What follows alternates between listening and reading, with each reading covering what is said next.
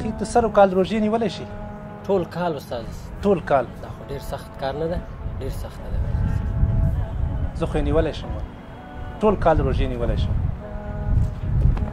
نه صرف زه بلکې په دې نن سبا وخت کې بلکې په هر وخت کې په زرهاو مسلمانان هغه سر کال روژه یي، سر کال ټول کال د هغوی په روژه کې تېروي. موږ خو دا یو میاشت ډېر په سختي ونیولو، دی څنګه دا ټول کال روژې؟ هیڅ مشکل نشته، ته هم نیولی شي انشاءالله، زه هم نیولی شم، بل مسلمان ورور یې هم نیولی شي. په موږ کې کمزورترین سړی هم نیولی شي. دا ځکه چې الحمدلله دین کې ډېره اساني ده او سهولت ده، یعنې شارټ کټ اسانه لارې هم الحمدلله په دین کې شته دي او موږ ته یې راښودلي دي.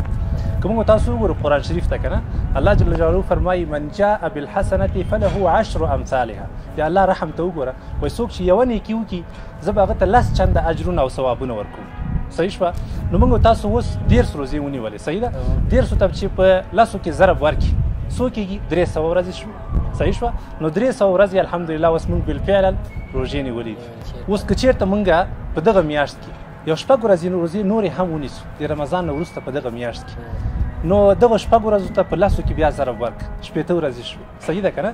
نو 380 د کال ټولې ورځې دي. داسې ده لکه ټول کال چې موږ روژې نیولي، داسې ده که نه ده؟ باور کوئ ډېره اسانه لاره ده.